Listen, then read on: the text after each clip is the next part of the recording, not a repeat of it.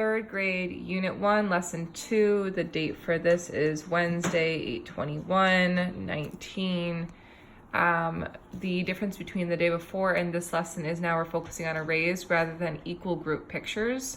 Arrays are equal group pictures, but the focus is going to be around making rows and amount in each row, which you'll see reflected in the aim. Again, we're going after 3.08.1. It's important for kids to know that they're going after the same standard 2 days in a row. It's actually going to end up being 3 days in a row. But the difference today is representing equations like 5 times 7, this time with arrays and with multiplication equations. So we attended to the equations a little bit yesterday. Additionally, the repeated addition sentences. And today is focusing on number of groups and amount in each group and total. And so a couple new phrases for kids, but they should still be able to come back to groups or factors, amount in each group or factors. So reusing the language. Again, this is for you to read. I want to draw your attention again to the how key points. The day before they were the what key points, but the first factor in an equation represents the number of rows or the number of groups. The second factor represents the amount in each row or the amount in each group, and the product represents the total. This is not your today, tomorrow, and everyday statement, but it is the crux of everything that we're going after. Kids must be able to reiterate this. All right. This is some of the top quality visual anchor they think will align with what we want it to be. Again, the exit ticket for the day, missing a significant amount of annotations, representation to really drive towards the greater understanding. Again, there's no labels here at all. That is not okay and will not match our vision for success. Again, down here, we're missing big problems, tasks for kids to make sense of a word problem. If this was a 5 times 7 equals what, we would not expect a robust word problem, but we do need to see it when a word problem, a robust annotation. When it's a word problem, we do. We start the day off with talking about a word problem, Lizzie and her toy cars, organizing them into 3 rows with 6 cars in each row. With your partner, spend 2 minutes to create an array. Here's one option. This is 3 groups with 6 in each group. And this is 3 rows with 6 in each row.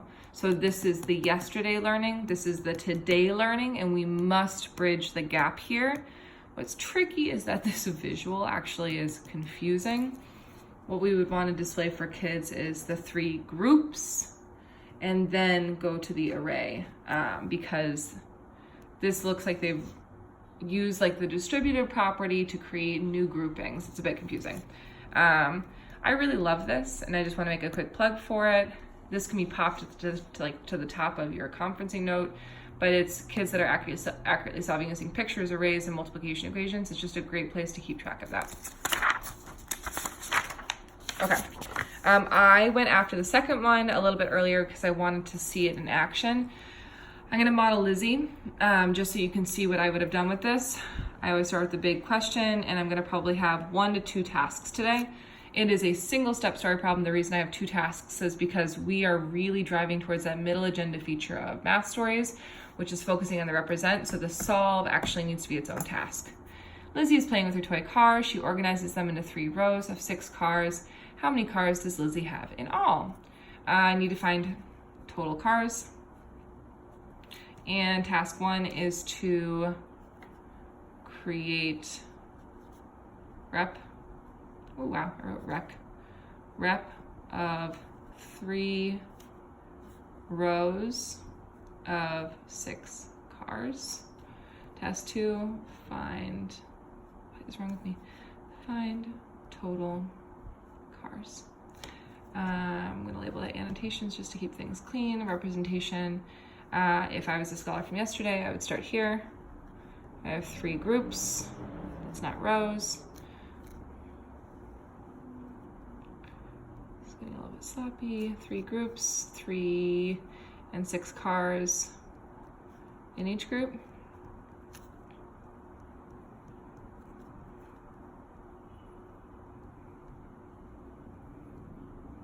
Great, and what we want kids to actually do today is, and I'll put the multiplication equation on this side today.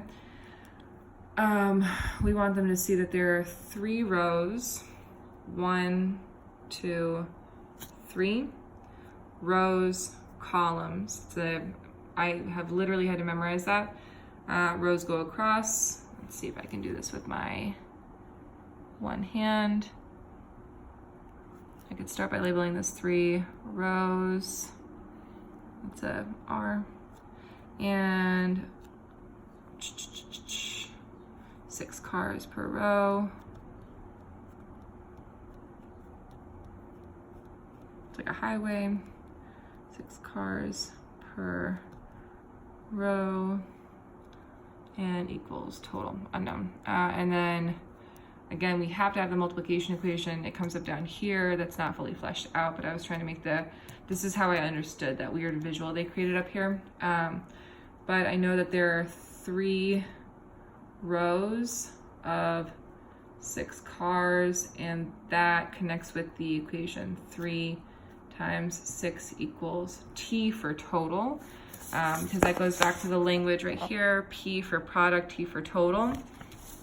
And I'm going to label above factor, factor, product, and below I'm going to label rows, cars per row, and I'll leave it T for, I'll leave it T for total. I also have the interchangeable product. This could be also groups, amount in each group, and product. As you work through this, you get to consolidate learning here, saying this is 2 rows with 6 stars per row. Workshop is a little bit weird. I think spacing should change on it. It's odd, I don't like it.